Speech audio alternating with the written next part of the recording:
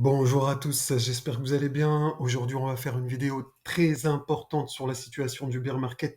Si vous voulez savoir exactement où nous en sommes, je vous ai préparé une vidéo très complète et très argumentée. Vous allez voir des indicateurs extrêmement puissants. Et pour finir, je vais vous donner quelle est ma stratégie pour acheter, comment je vais faire. Je vous dis tout dans cette vidéo. Avant ça, j'ai juste un petit service à vous demander. Donc, de liker et de vous abonner. Et c'est parti. Donc, on va voir comment identifier clairement un bottom. Donc, les patterns qui sont récurrentes sur le marché, où nous en sommes dans le bear market selon moi. Je vais vous montrer donc un schéma éventuel. La localisation possible ensuite pour un bottom, où est-ce qu'il pourrait se situer, et donc ma stratégie pour acheter. Donc on va commencer, donc je vais vous montrer cette pattern qui se produit régulièrement sur le Bitcoin. Donc là en fait je suis en semaine, donc chaque bougie représente une semaine. Et donc j'ai mis la moyenne mobile 50 et la moyenne mobile 200. Donc ce qu'il faut savoir, c'est que généralement, Bitcoin, quand il casse la moyenne mobile 50, il rejoint la moyenne mobile 200 en bleu.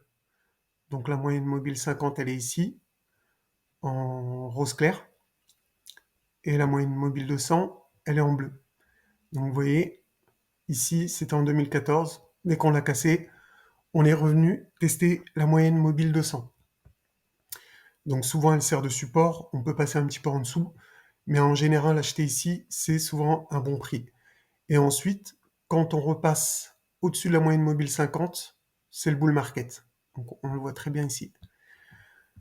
Donc ici, ça se reproduit en 2018, on casse la moyenne mobile 50, on va où? Sur la moyenne mobile 200, on la travaille, on fait une structure de bottom et on repart.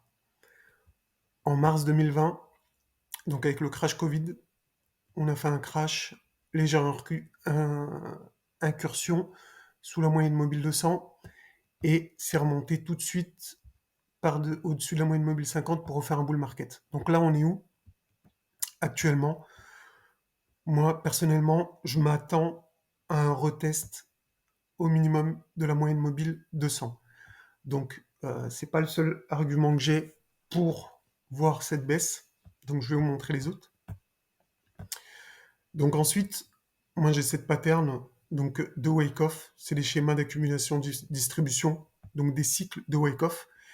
Et pour moi, comme je vous l'ai mis ici, on est donc ici dans ce petit rebond. Ok? Donc ici. Hop. D'accord. Donc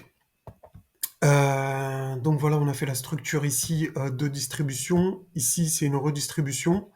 Donc ce schéma-là, ensuite ce schéma-là. Là, on a cassé. Donc ce que je m'attends, c'est une baisse, donc comme on l'avait vu ici, vers la moyenne mobile 200. Ici, elle se situe dans les 22 000. D'accord?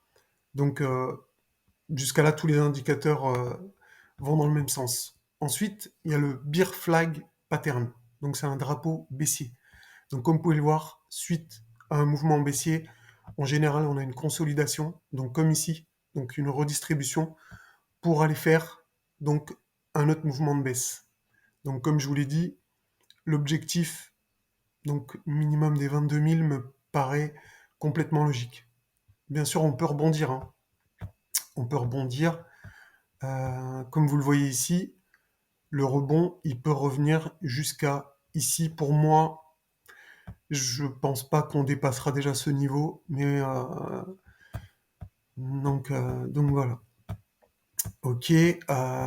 Donc maintenant, ma stratégie pour acheter, c'est quoi? Comment je vais faire pour me dire là, c'est le moment d'acheter? Tout simplement, je vais attendre de voir cette structure. Donc ici, j'ai tracé ma trendline en bleu. Ici, vous pouvez voir la même trendline. D'accord? Donc, logiquement, ce que souvent le Bitcoin y fait, ou même les autres actifs financiers, c'est qu'on fait une structure comme ça. Donc, on doit dépasser la trendline et ensuite faire une structure de W de l'autre côté. Donc ça, c'est très important.